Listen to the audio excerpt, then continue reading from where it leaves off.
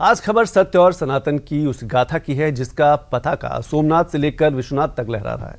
आस्था के इस विराट समागम में पीएम मोदी ने देशवासियों को क्या बड़ा संदेश दिया, ये आपको दिखाएंगे। साथ ही संकट में संतुलन को कैसे बनाए रखें, इस पर भी पीएम मोदी की अपील से भी आपको रूबरू कराएंगे।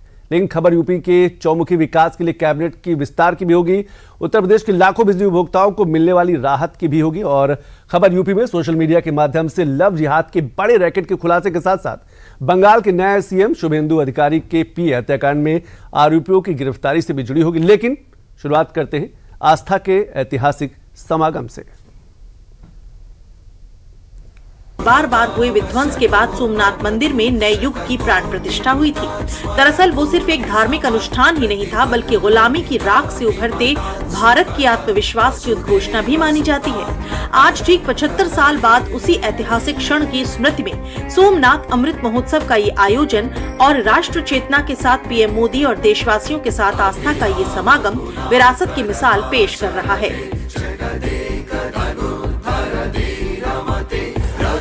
प्रभास पाटन का पवित्र क्षेत्र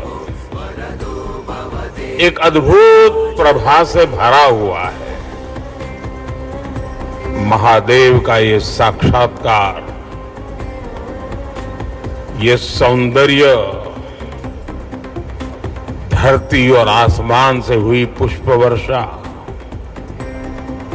भगवा ध्वजों की ये आभा, कला, संगीत और नृत्य की अद्भुत प्रस्तुतियां, वेद मंत्रों का उच्चार,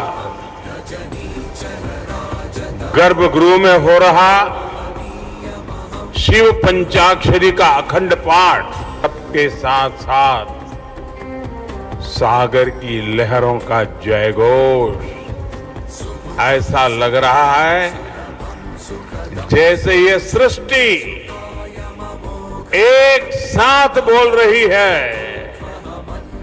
जय सोमनाथ। समय की रेत पर कुछ तारीखें सिर्फ दर्ज नहीं होती, वो युगों का मार्गदर्शन भी करती हैं। 11 मई ऐसी ही एक तारीख है जब स्वतंत्र भारत ने अपनी टूटी हुई विरासत को फिर से खड़ा कर दुनिया को बता दिया था कि मंदिर केवल पत्थरों से नहीं बनते, वे राष्ट्र की चेतना से निर्मित होते हैं। और आज उसी ऐतिहासिक संकल्प के 75 वर्ष पूरे होने पर अरब सागर के तट पर खड़ा सोमनाथ मंदिर अपने अटल, अजेय और अद्भुत ऊर्जा का संचार कर रहा है। 75 साल पहले आज के ही दिन सोमनाथ मंदिर की पुनर्स्थापना ये कोई साधारण अवसर नहीं था। अगर 1947 में भारत आजाद हुआ था तो 1951 में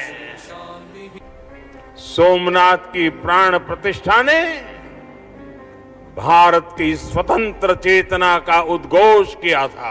आजादी के समय सरदार साहब ने 500 से ज्यादा रियासतों को जोड़कर एक भारत का आधुनिक स्वरूप गढ़ा था। तो साथ ही सोमनाथ के पुनर्निर्माण से उन्होंने दुनिया को बताया था, भारत केवल आजाद नहीं हुआ है, भारत अपने प्राचीन गौरव को पुनः हासिल करने के मार्ग पर भी अब आगे बढ़ चुका है। जिस सोमनाथ मंदिर को इतिहास ने कई बार गिरते देखा, उसी सोमनाथ मंदिर को भारत ने हर बार अपने अटल संकल्प से और अधिक ऊंचाई के साथ उठते हुए देखा है। आक्रमणों ने इसके शिखर को तोड़ने की कोशिश तो की, लेकिन आस्था के आधार को कभी डिगा नहीं सके।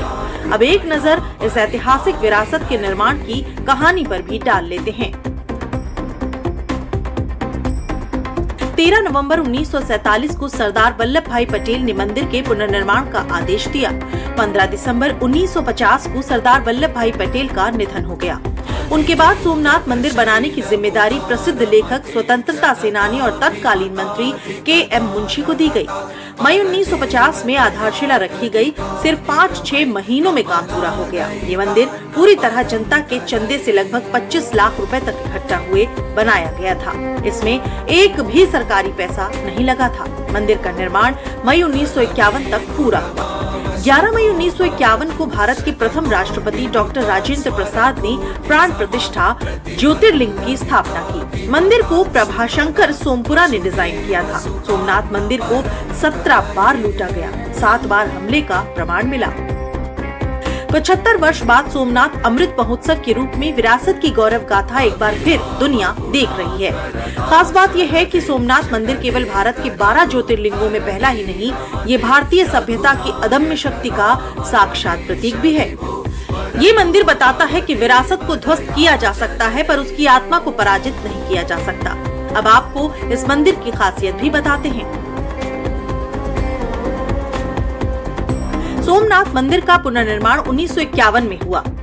ध्वज दंड 11 मीटर लंबा, रोज 3 बार ध्वज बदला जाता है। ऊंचाई 155 फीट 2 मंजिला है।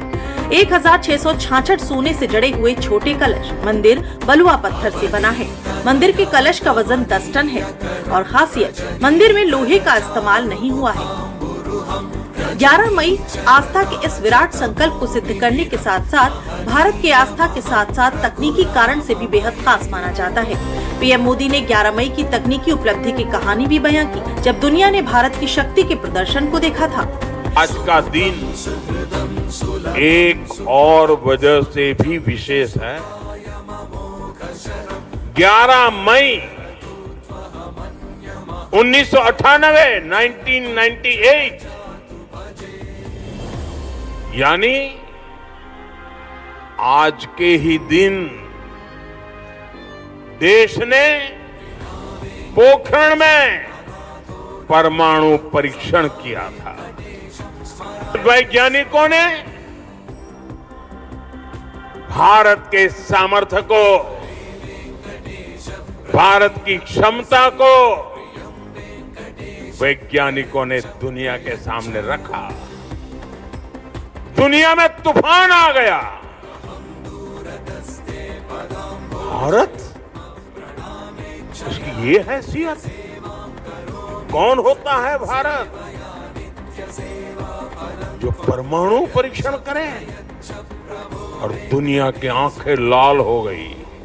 दरअसल 11 मई 1998 को अटल बिहारी वाजपेयी की सरकार में भारत ने अपना परमाणु परीक्षण किया था। ये काफी गोपनीय ऑपरेशन था। इसकी तैयारियां इतनी गुप्त थीं कि विदेशी खुफिया एजेंसियों को इसकी भनक तक नहीं लगी। ऑपरेशन शक्ति पोखरण 2 जगह था पोखरण टेस्ट रेंज। तारीख 11 और 13 मई 1998 भारत की दूसरे परमाणु परीक्षणों का कोड नेम 5 परमाणु परीक्षण किए गए। इनमें फिशन और थर्मोन्यूक्लियर परीक्षण शामिल। 20 मई 1998 को अटल बिहारी वाजपेयी पोखरण टेस्ट रेंज पहुंचे थे। तब अटल बिहारी वाजपेयी प्रधानमंत्री थे। मुख्य वैज्ञानिक doctor APJ Abdul Kalam, doctor R Chidambaram थे।